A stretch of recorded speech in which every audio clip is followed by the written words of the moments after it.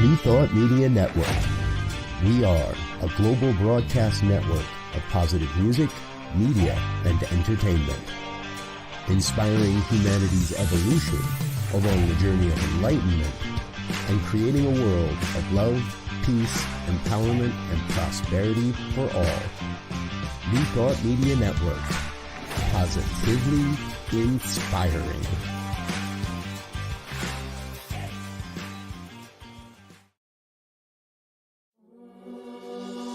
Free my mind, open my heart with the whispers of truth, to live a conscious life, to live a conscious life on the growing edge, on the growing edge. And now, here's Allie. Hello and welcome to Growing Edge Live. I'm Allie Benjamin, and it is my great joy to be here today for another wonderful conversation with a soul-centered individual that is channeling their time, their talent, their energy, their resources into doing good work in the world and making a difference. So I'm so happy that you're here, that you're watching, whether you're live with us today or you're watching this as a replay. I'm really glad that you gave yourself the gift of tuning in. So today we are doing something a little different than our normal programming, which is to have a interview or a get to know someone in their life. Today we are having a guest come back. My very good friend Michelle Medrano is here with me to have another talk about the Enneagram. And so here's Michelle on with me. For those listening and not watching live, we're both here on screen. And if you want to watch us, you can pop on over to YouTube to New Thought Media Network and watch us live or watch the replay. Anyway, hi, Michelle. Hi, how are you doing today, Allie? I am doing well. I've been up since the crack of dawn, went for a walk, listening to a podcast on the Enneagram, preparing for our talk today. Great. And I'm ready. How about you? Good. I'm good. Also been up since the crack of dawn, preparing and getting ready for the day. Happy to be here with you again for our Enneagram chat. Woohoo! Yeah.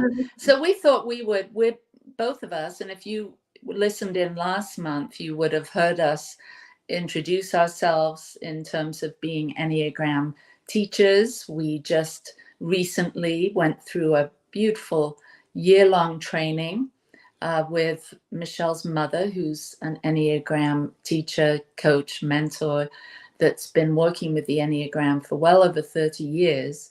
And she's now teaching people what she's learned and what she finds so valuable about the Enneagram, primarily through the lens of the narrative tradition, which you and I both are a part of now. And so here we are today.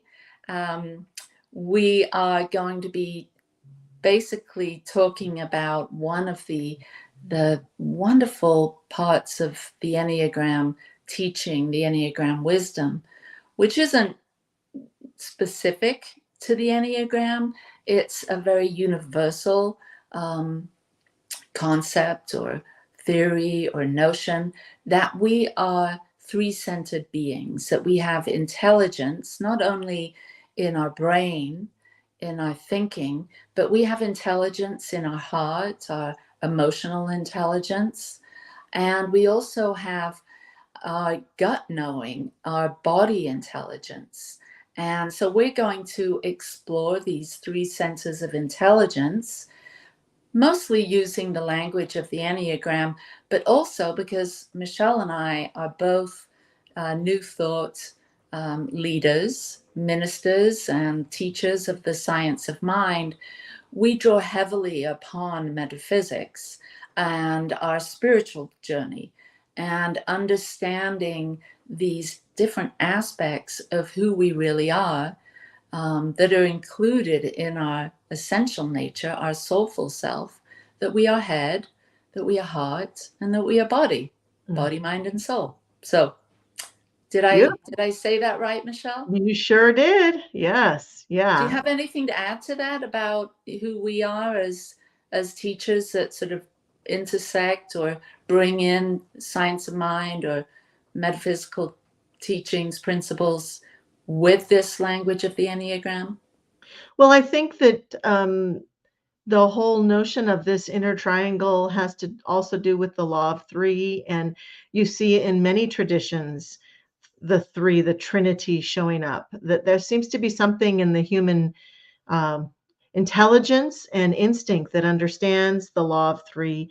And we tend to put things in threes. I know when I do talks, I usually have 3 points and things like that. So it's seems to be very normal for us to do this. And I think the Enneagram, understanding this law of three, helps us to understand ourselves. And the same is true for our metaphysical tradition. Understanding the three elements that we teach about helps us to understand ourselves spiritually and how life manifests, which is a huge part of what people are trying to explain when using some sort of trinity or some sort of a chart of three elements and that sort of thing. So the Enneagram just falls right in line, and you can see it in the chart very easily if you take a look at it carefully. Mm-hmm. Yeah, Mhm. and the symbol of the Enneagram is, it basically came to this country by the way of George Gurdjieff back Yes. in the early 1900s, and he was from Greek Armenian descent, and he was the first one that brought this symbol. An Mhm. Enneagram stands for Ennea 9 Line. and gram written symbol. And so he bought this symbol, which is a circle with a 9-pointed sort of star configuration in the middle. And Mhm. Michelle's talking about this triangle, this golden triangle in the middle that sort of represents the foundation, Mhm. the whole person, Mhm. and the personality structure. Um, there's so many directions that we could go in with this, but just to get back to the symbol, when this early arrival or this arrival of this early form of Enneagram wisdom came, it came with as that symbol, and associated with that symbol were these three intelligence centers: the head, the heart, and the gut, or the body. And the 9 types that came along afterwards, because this gentleman didn't have those 9 personality types associated with the symbol. And I kind of find that so intriguing and interesting and delightful, that this isn't a body of work that one person came up with. Mhm. It's something that he's evolved over time. And I think coming to this continent, and then developing with the people that have come in to work with it, that now today in 2024 it's presented in a probably an unrecognizable way than George Mhm. Gurdjieff could, Yeah. thought that it would be. So have you done much thinking about the 3 centers as it relates to um, the types, how it's developed, or like you mentioned, the symbol within science of mind, or the law of three that sort of weaves its way through a lot of spiritual teachings? Have you what are your thoughts or feelings or knowing about the symbol?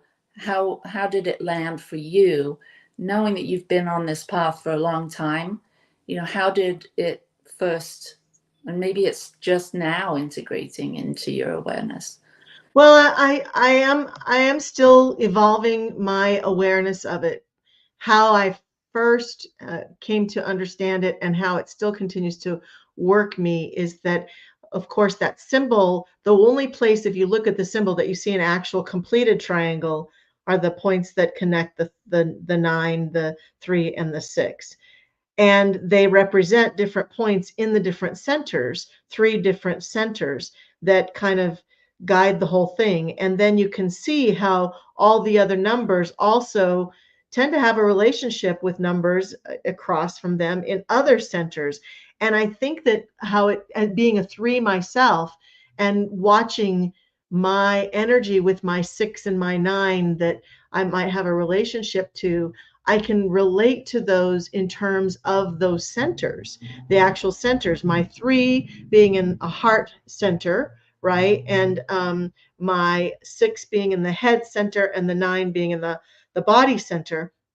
And so when I understood what those 3 centers meant, it helped me kind of gain some balance. And then my evolution was to be able to see other numbers and to recognize that I think that the great thing about the Enneagram, and sometimes the challenging thing, is that it is rather complicated. It's not that just I lead with a 3 and that's the end of the story and now I know myself, bada bing, bada boom, we're done. It's not like that at all. We have other relationships.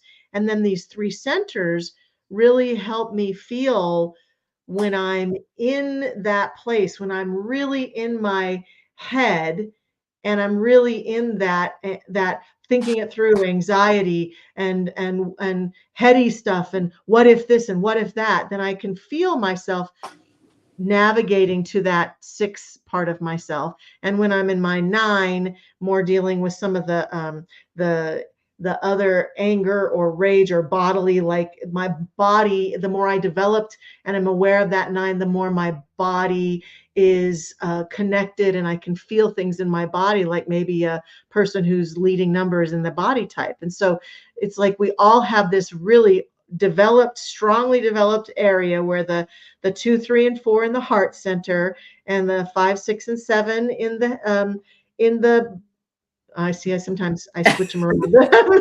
The head center, and the 7, 8, 9 in the body center. That we all have potential development there, and I think the law of 3 helps us be more grounded. Just like in our spiritual practices and our spiritual teaching, we have the mind and the spirit, soul, body, and the mind being capital mind, the mind of God, and then the soul or the law, the creative force, and the body that people reflect as the seed, the soil, and the seed, the soil, and the plant.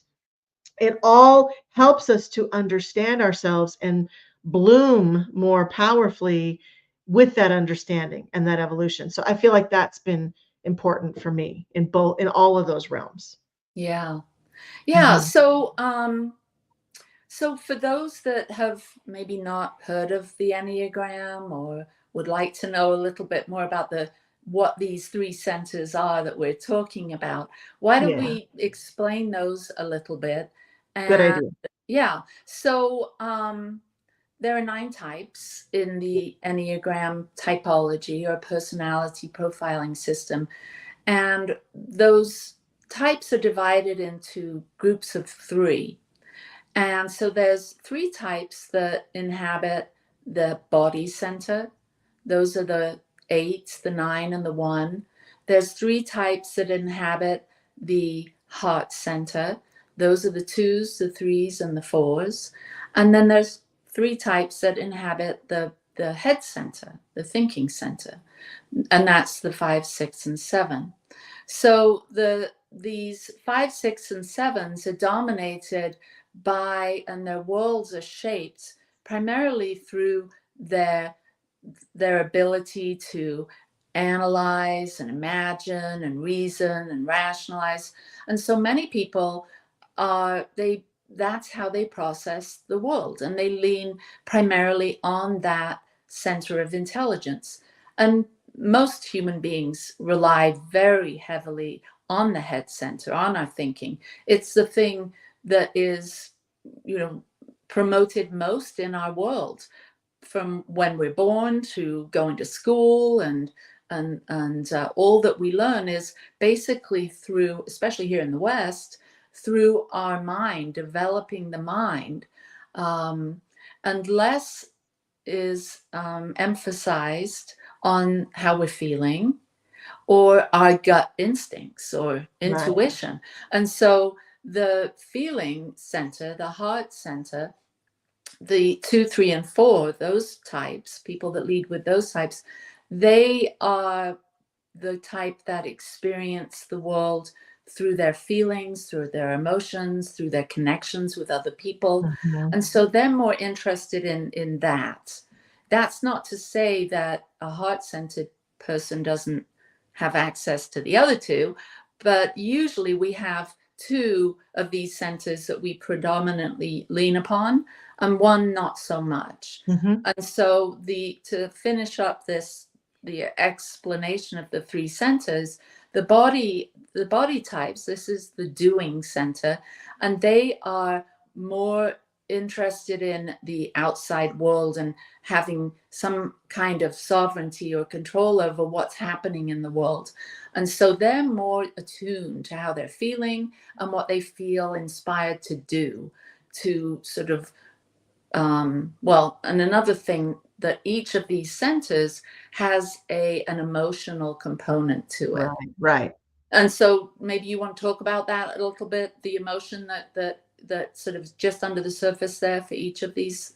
Yeah, for the head-centered folks, it's all about the fear and anxiety and the management of the fear and anxiety. And often that's what they're using their head for, is to think away their fear and anxiety, to justify, to use their minds to bring logic, even though they're always battling their below the surface, not always, but often battling fear and anxiety and trying to figure out how to get rid of it in the head type. And the heart types are always dealing a lot with I think it's like, isn't it guilt one of our primary ones in the heart center? Shame and guilt. And that's all about, I know for me, it's all about the connections I have with people. And like yesterday, I spoke yesterday at my center, and I was at the end of the day, and I was talking to some ladies, and I got very lightheaded all of a sudden. And I had this kind of panic come over me. And I said to them, I'm sorry, I need to go sit down. And because I'm a heart type, I need to go sit down and I need some water. And so I went and I sat down and I got some water. Well, I've been dealing with guilt all day long because I didn't say a proper goodbye to them, that I didn't feel like that transition was as smooth as I would like. So my heart is going out to them, and I'm going to have to call them and apologize because I'm all concerned about it. And I have to kind of keep going. It's okay, Michelle. It's about the connections that I have, and I can easily feel guilt or shame. And then and so I said the head type and the body type. The body type is often their emotion that's just below the surface is often their anger or their rage, or it's like, it feels like it's a kinetic desire to move something forward for a couple of them, especially.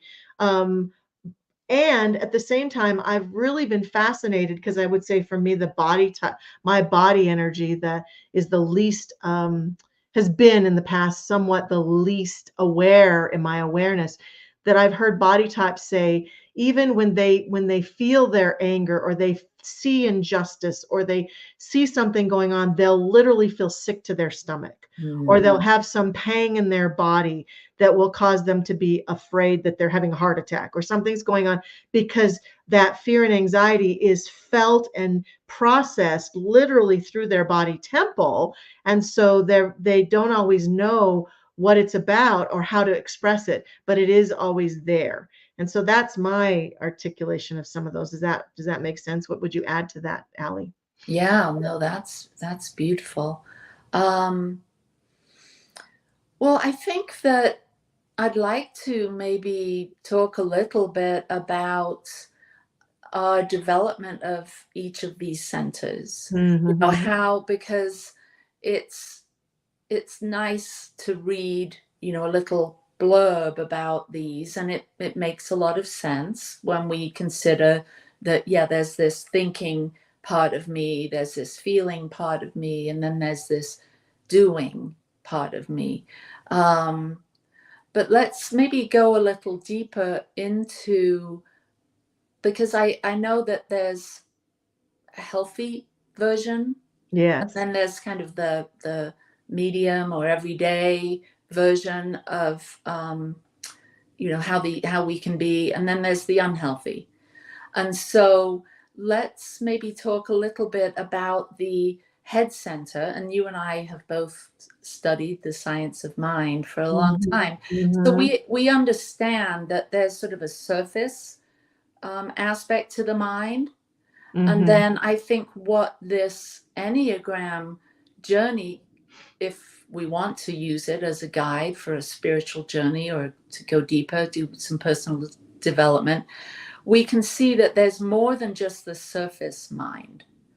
Right. There's understanding how to manage our thinking, which science of mind does beautifully, helps us to understand that. And then there's also the deeper mind. I Mhm. like to think of it as there's our local mind, and then there's the non-local mind, or the divine mind, or the realm of infinite possibilities and potentialities. So the mind isn't just what we're thinking now. There's some exploration that we Mhm. can do to activate this head center. Because if we are, let's say, like you and I, we're both in the heart center triad, we may be more concerned with our connections with people, with our, like you said yesterday, you went into a moment of distress and then you felt shame and guilt afterwards. But we can call upon the wisdom of the mind and the wisdom of the body, the instincts, so intuition, to sort of help us move through or process some of these feelings. And Mhm. so there's the local mind, the non-local mind. So to develop this center, I think it's important to understand, do some journaling, maybe ask yourself, what do I think about? What am I thinking about these days? Um, and sort of expand this exploration to, are these thoughts that I'm thinking helping me or not? Are Mhm. they moving me in the direction I want to go in, or moving me into a place of, not feeling so good? And then expanding it even out further, what would God say, or what would the universe say? What's a broader way of thinking about this particular topic, or this fear, or this emotion? Because I think when we get in an unhealthy place with our thinking, we can feel very tight and closed and fixated on a particular thought or fear or concern. But then when we do this kind of depth work and examine our thoughts a bit, and then even ask or pray or do some meditation on the greater mind. So what's your thought about developing the mind and moving through from sort of a place of more fear, because that's the underlying emotion behind those head types, moving from fear to faith?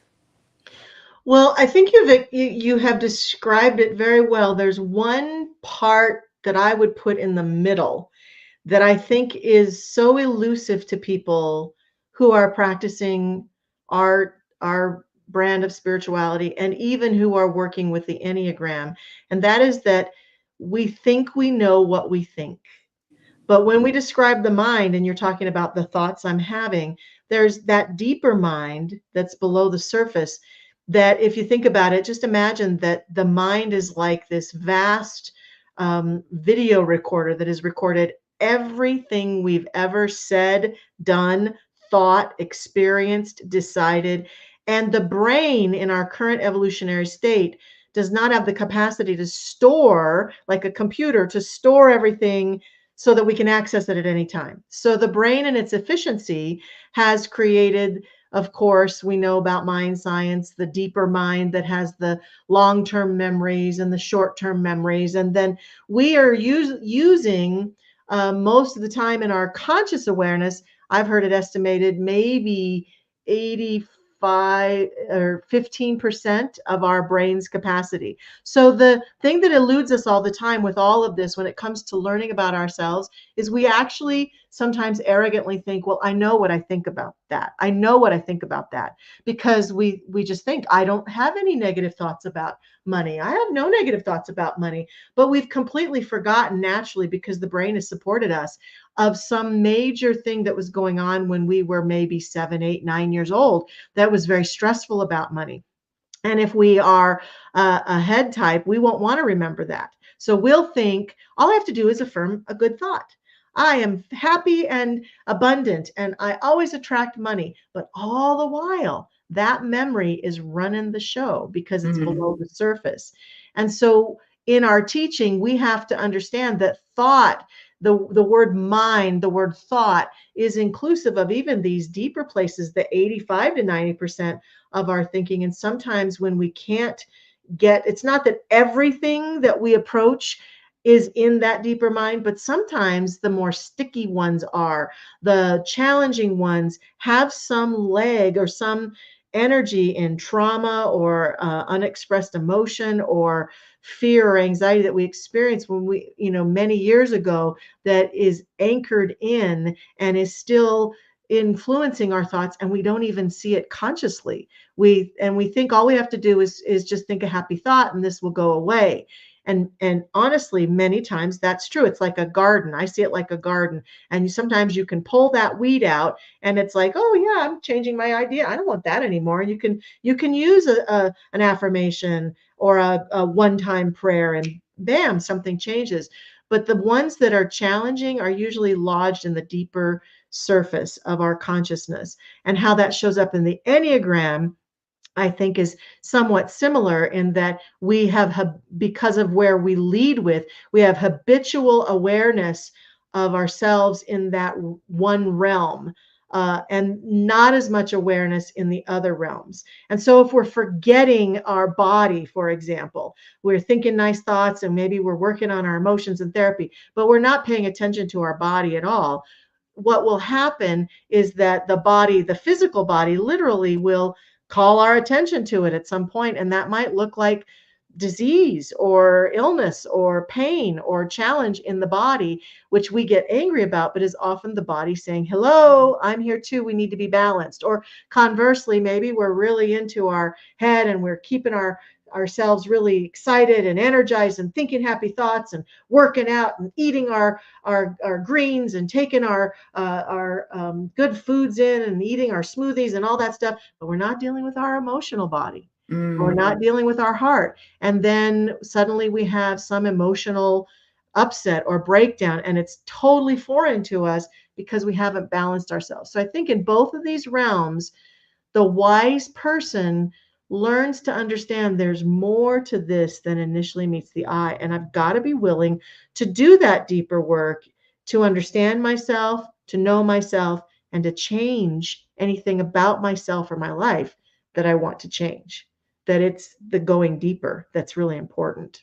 Yeah, and as you were saying that, I was thinking, I heard, I think it was maybe Bruce Lipton or Dr. Joe Dispenza talks about the body being the subconscious mind. Yeah, And yeah. so, That's I know beautiful, this isn't it? isn't like Enneagram talk, but I'm like wondering where it intersects here, because I think when we're doing work on our mind, when we're doing some deeper exploration and seeing there's the surface thoughts, there's the who I think I am and what I think, and yes, there's those things that I've kind of buried or suppressed or repressed that then maybe do affect our physical health or what have you. And so these systems aren't isolated. It's not the head center, the heart center, the body center. We have all three of these. And I think by doing work on all of the centers, going into the surface mind, exploring the deeper mind, connecting or doing meditation and prayer to open up to the greater, non-local divine mind, sort of influences and affects, clears maybe some of these sort of narrow, fixed ways of thinking and believing that keep us, cycling back in a very kind of unproductive way. We can learn to use our minds, whatever type we are, in a more efficient, effective, meaningful way to affect all three centers and bring it all online. Because I think that's the goal, is to get all three centers online so we can, not just be making decisions from the head, we Right. include the emotions and the Yes. feelings and the depth of being and how we want to move through the world. Mhm. So yeah, I love what you're saying, and it's really helping me to kind of integrate all that I've learned throughout the decades about the mental sciences, about science of mind, with Mhm. this, because I've learned, even though I'm a heart type, I've learned so much on the mind and developing the mind, and maybe avoiding some of my, feelings. So maybe we talk a little bit about the heart center now. Mhm. Sure. Sure. Yeah. So The heart center. Go ahead. You want to no, say you something? go ahead. I want to hear what you have to say. The heart center, I think in its highest form, people who are in the heart center have what we hear about in the world like emotional intelligence. They're able to be very emotionally intelligent and comfortable with their own and others' emotions and make connections from a heart space with other people. And when it's challenging, it's kind of the opposite, maybe have strong emotions, huge emotion that they don't know how to manage or they don't know how to express or they don't know how to, that can overrun them at times and can make them seem to other people to be very dramatic or over the top kind of thing. I have a friend who's a heart type, and I remember we were in a group and she's very prone to tears of joy and tears of sadness, easily cries. And other people who I'm going to guess were probably more head types or body types used to pull me to the side and say, why does she always have to cry? Every time we have a group session, she cries. And I'm thinking, well, I'm a heart type, and I thought, oh, it's so beautiful that she cries. So it's the highly developed and the medium developed, and ultimately a person who is a heart type or wants to balance their heart type has to accept that emotions and our emotional lives are a beautiful, important part of us, both the smoothing out of emotions that we have from our past experiences and finding ways to manage our sadness and our anger and our frustration and our need to connect with people, and also the emotions of love and joy and bliss and ecstasy. Those all are more easily available often to heart type people. Yeah, very Mhm. good. I think the development of the heart center is fundamental and key to healing, I to do too. healthy relationships, and building emotional awareness. And I think there's a lot more emphasis on this these days. Um, Yes.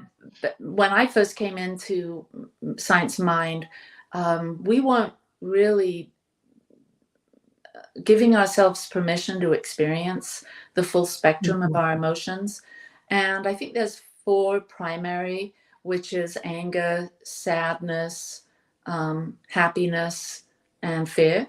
Yes. Mhm. And with, I don't know if you've heard, or I mean, know you have, this IFS, this internal family systems. Yes. Yes. They talk a lot about the parts, Mhm. having a closer relationship with all of your parts, Mhm. Mhm. because when we don't when we haven't really addressed these four primary emotions and make space for them, then it seems in an unhealthy place people are in more of a reactive mode, Exactly. Mhm. versus once Mhm. we've done some depth work here in the heart center. Once we really have tuned in to, are we comfortable with our fear, are we Mhm. comfortable with our sadness, with our happiness and our anger, then Mhm. we create this emotional intelligence to where we can be with those feelings, accept them all, and be more responsive. Like, it's the knee-jerk reactive, emotion to fear, let's say.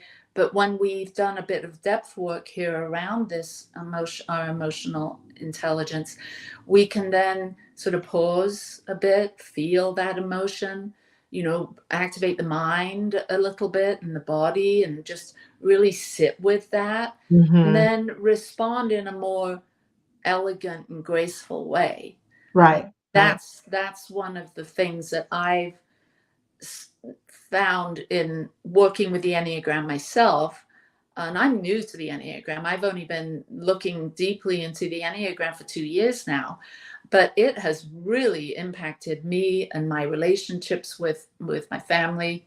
Oh, I'm looking at the time. We probably need to take a break. Oh, we sure do. Yeah, Yes, we do. we're going to take a break, and we're going to be back, and we'll continue talking about the heart center and my journey with deepening into that. Great. See you in a minute.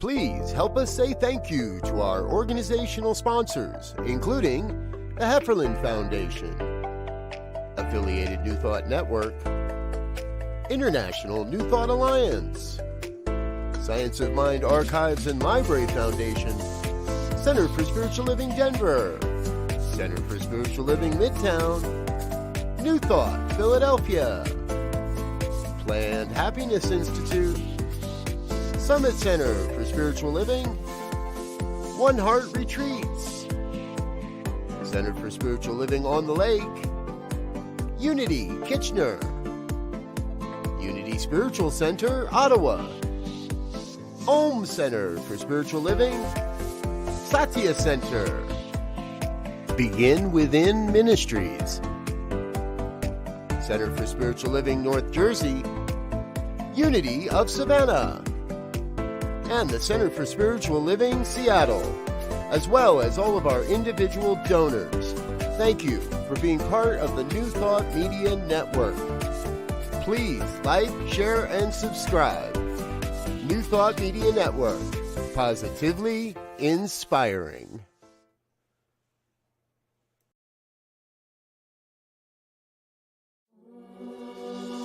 Free my mind, open my heart with the whispers of truth, to live a conscious life, to live a conscious life on the growing edge, on the growing edge.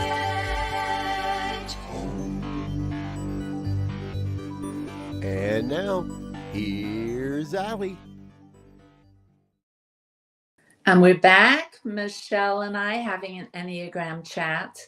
And we are talking about each of the centers of intelligence that the Enneagram points out: the head, the heart, and the body, or the gut center.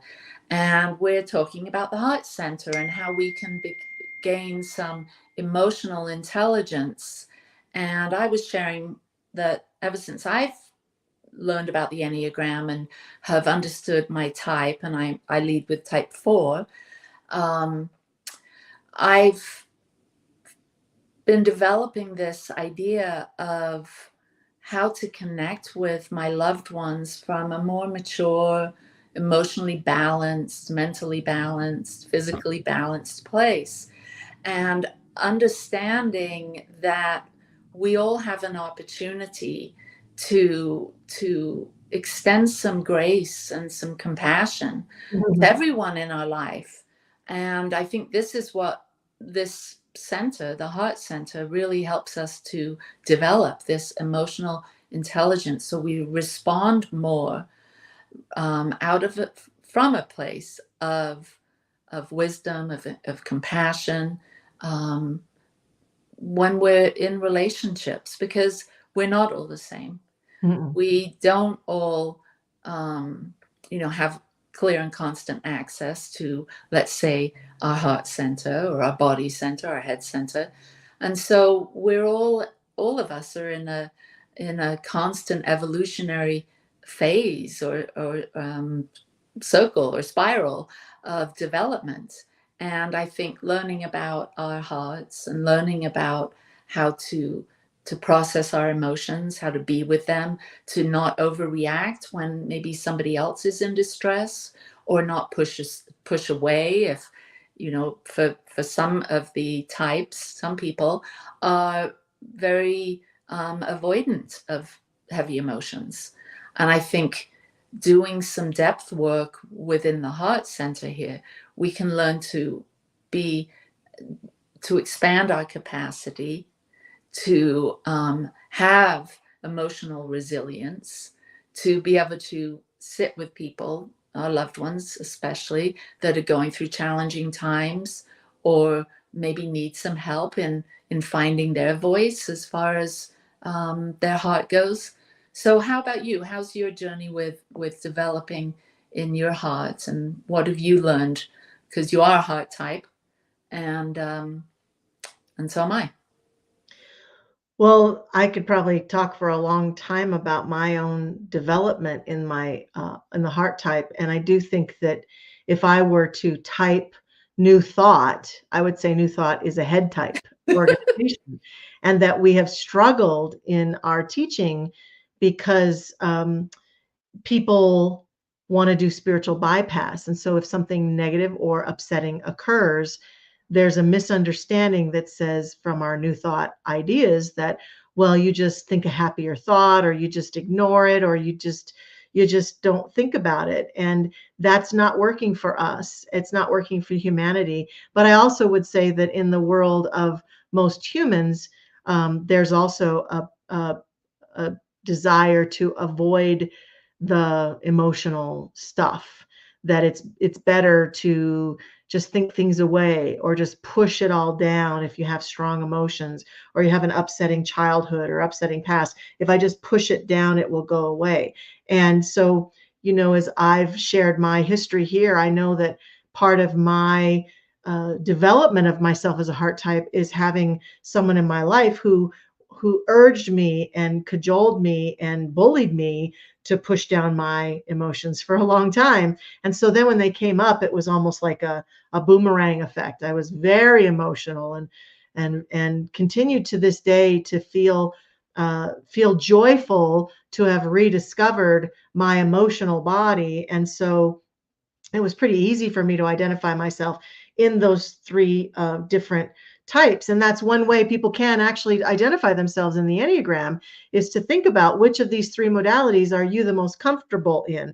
So I wasn't for a long time the most comfortable in the heart type, but it was because of my human experience. And then once that went away and I did some healing work and it came forward like a vengeance, it was very clear that I am a heart type, and that I'm happy to be a heart type, and that I am very comfortable with emotionality, mine and other people's, that I see crying and tears for joy or for sadness as a healing thing, and that I can be with people who are very emotional and just sit with them and not have to fix them or give them advice so they'll stop being so emotional, that sort of thing. That it's a dance that I've become very adept at and comfortable through my development in our New Thought teachings, as well as in the Enneagram. And almost proud to go, I'm a heart type, because for so long I wasn't allowed to be who I really was. And so it's really like reclaiming myself. And as I said before, then what I have to look at is making sure that I'm developing those other types, the head and the body, as voraciously as I am in my heart type, because the head and the heart go together very well when it comes to creating and living, and the head and the heart and the body all have to be together. I think I was telling you before we started our podcast today that I was reading B. Chestnut, and she was pointing to all these systems in the world that are in threes, the trinities in many faith traditions, the trinities that we've been talking about here, and how there's a proponent for humans to have developed only one or two of those areas, and that we attain huge balance in whatever three system we're working with to heal that last one. That people who are often struggling with addiction, or want to lose weight, or want to start a business, or want to heal a relationship, are often only approaching it through that one modality they're the most comfortable in.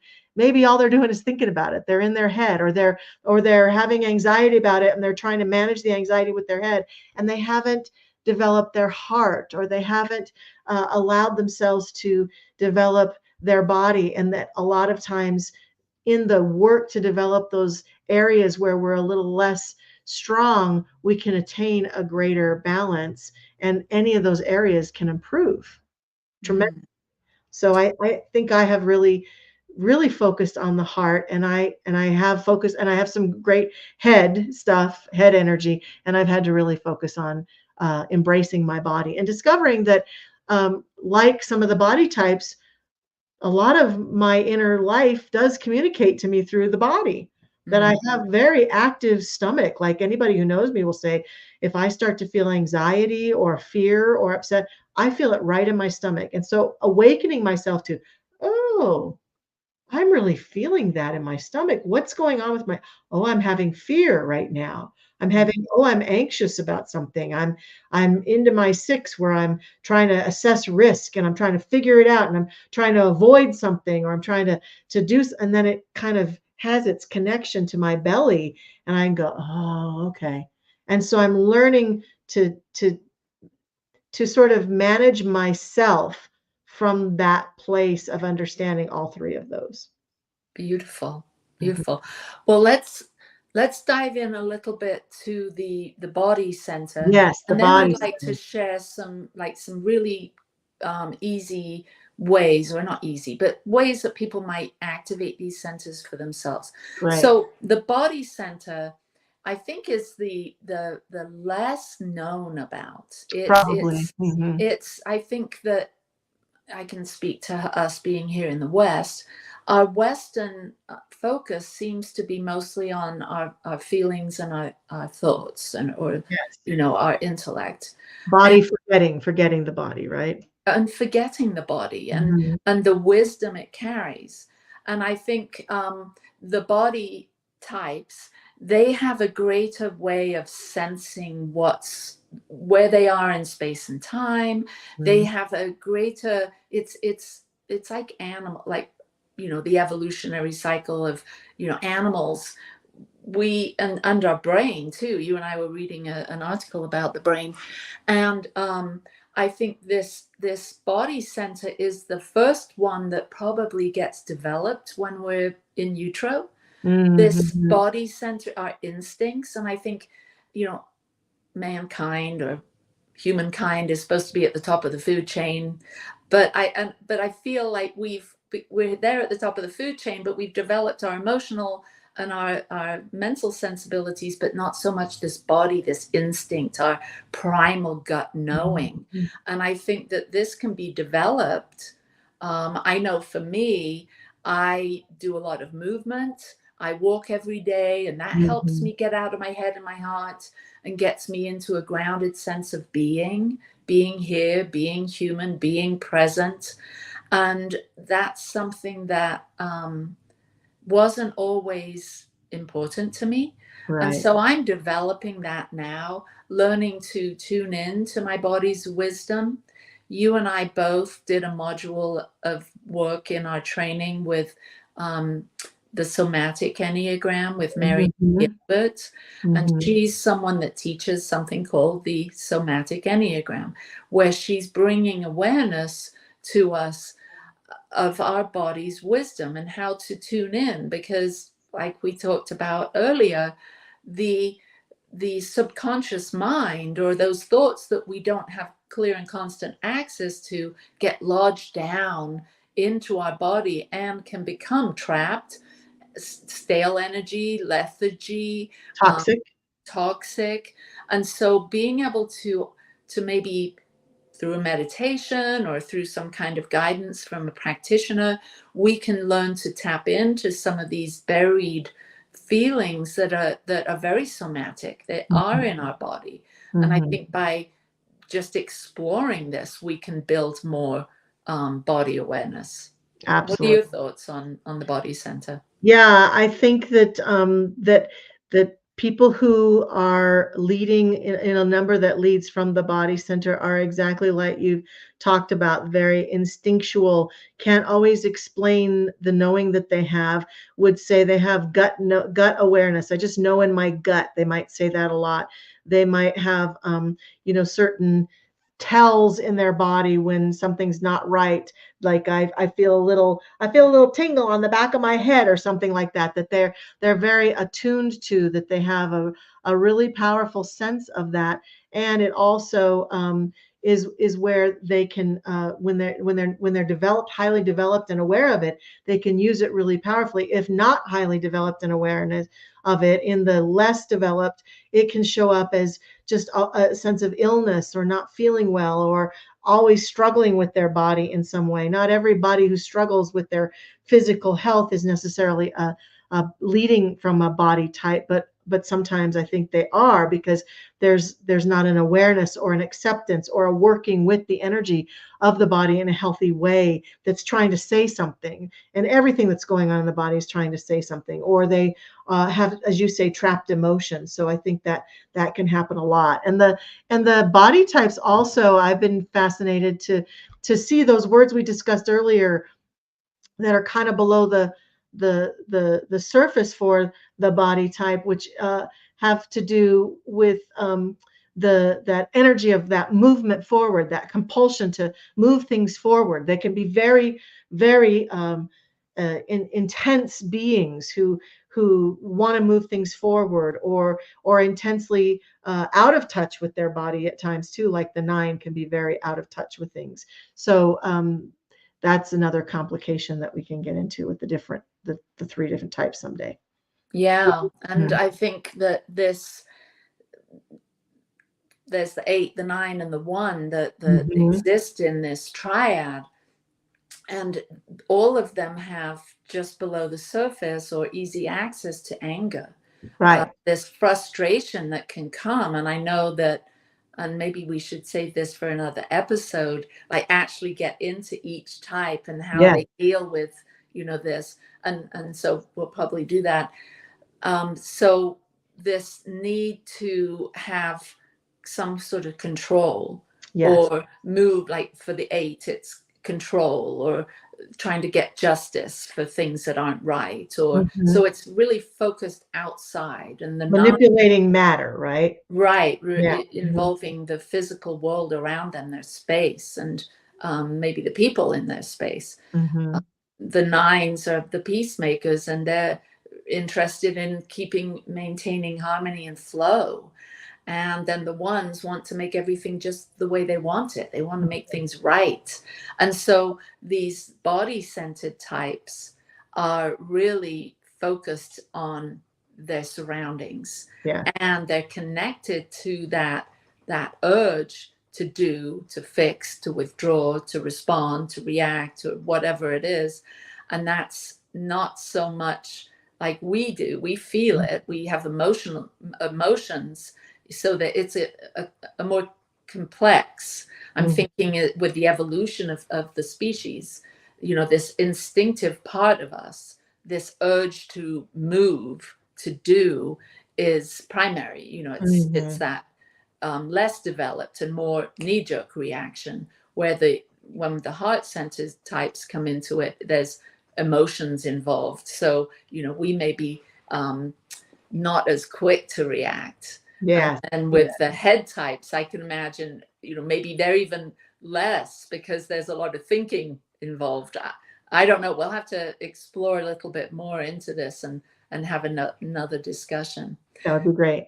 Yeah. So how we're coming up to the end of the hour. I can't believe it. I know it's gone by very fast.